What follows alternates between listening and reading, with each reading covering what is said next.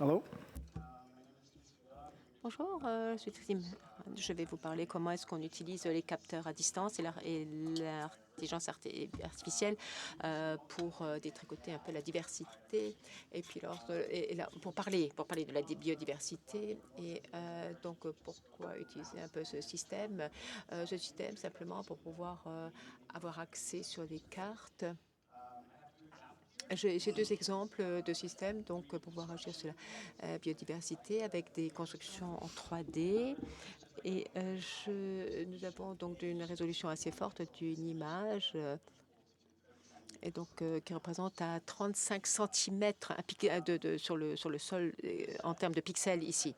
Et donc ce type de données, c'est très lourd en termes de données. On va parler de gigabytes, mais là on parle de terabytes. Et ce que nous faisons également, c'est nous automatisons certains processus de données. Par exemple, on peut automatiser, par exemple, certains algorithmes de machine et on peut répéter ce système pour avoir une entrée de données. Alors, bien sûr, la biodiversité est assez complexe et parfois, ce que nous avons ne suffit pas pour faire ce que l'on veut faire. Et donc, on peut renforcer les capacités avec l'apprentissage machine ou le deep learning, par exemple. On le fait également à une échelle assez importante. Et c'est une autre partie de l'apprentissage machine et de l'apprentissage profond, c'est-à-dire on donne une immense quantité de données et puis on a différents types de données qui nous permet également d'améliorer donc la précision de notre objectif. Et la biodiversité donc est un thème qui est très complexe et nous avons besoin de mieux comprendre la dynamique de la biodiversité et on le fait donc en utilisant donc l'intelligence artificielle et les capteurs à distance. Et donc, il y a un projet Retrievable que nous avons développé à Amsterdam. On a fait un inventaire tout d'abord de toute la ville. Cela prend beaucoup de temps, cela demande beaucoup de recherche également.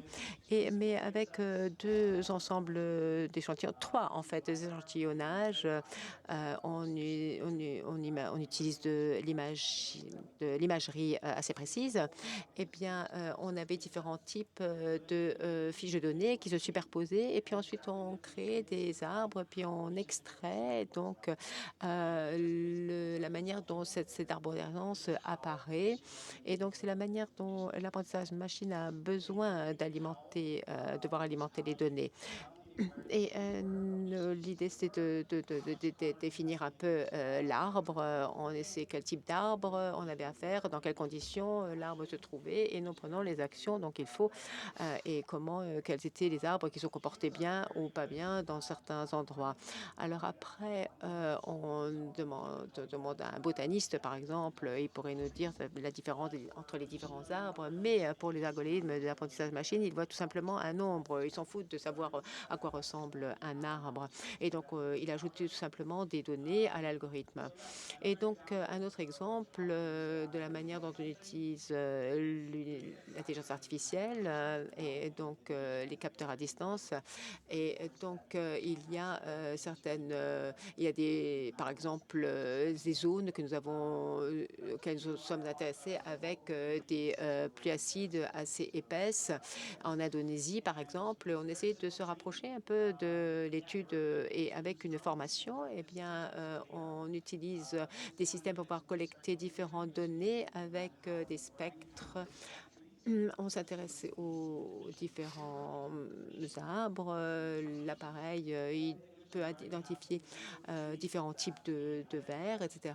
Et nous avons identifié les différentes espèces et les essences d'arbres. Nous avons effectivement réussi à compter les arbres par le système de télécommande et donc de système de captation à distance de manière à pouvoir identifier l'endroit où se trouvaient les différents arbres. Nous avons commencé ici également. Nous avons introduit de nouveaux capteurs également.